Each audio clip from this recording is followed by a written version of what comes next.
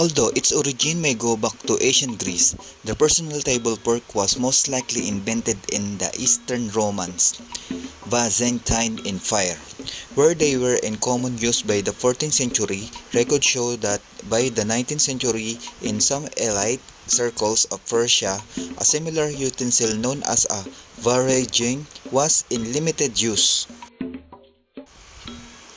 For as long as humans have been eating, they have needed an eating utensil to scoop up the food.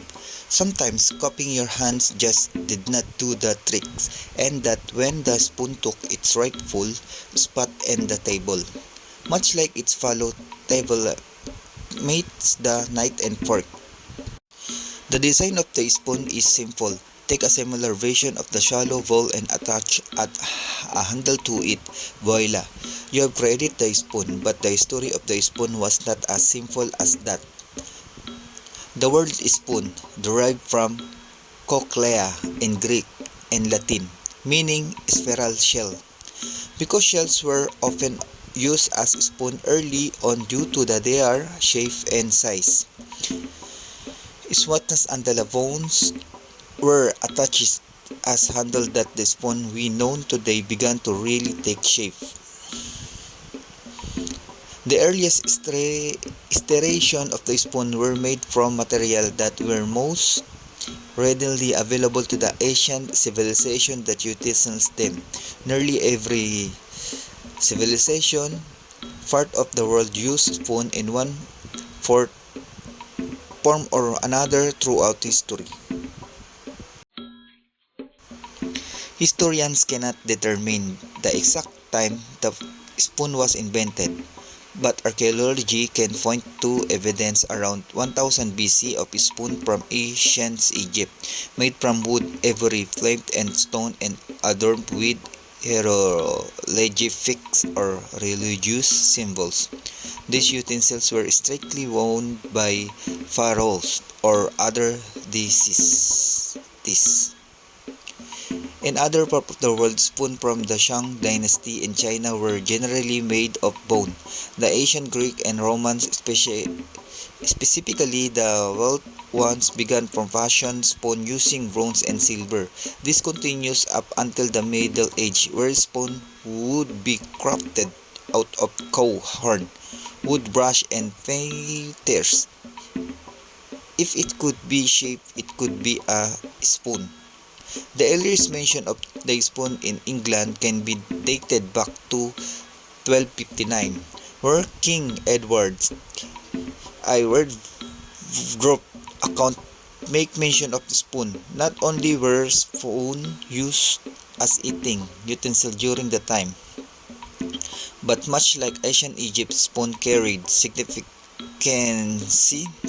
in ceremony as a sign of wealth and power.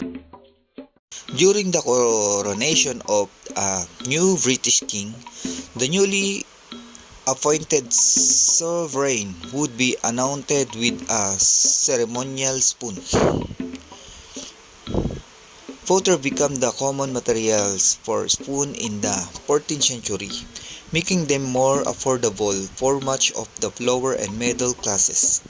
The 15th century showed the only real variant of the typical design, a folding spoon that could fit in pocket for as easily travel.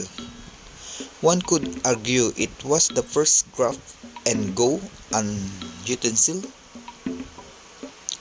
During the Tudor times in the 16th century, sets of apostolic spoon or spoons with an image of a saint or apostle of the end of the handle become common christening presents.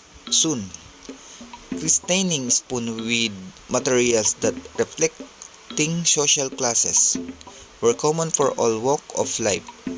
The wealthy were literally born with silver spoon in their mouth. The spoon saw several design changes throughout the Renaissance and into the 18th century. It was then that the modern design, a narrow elliptical shape found with the rounded end of the handle, stuck for the century that followed. In today, food service industry, there are spoons for every type of preparing and serving need. Restaurant and other food services operation utilize spoon for consuming food like savory soup or the cadent gelato.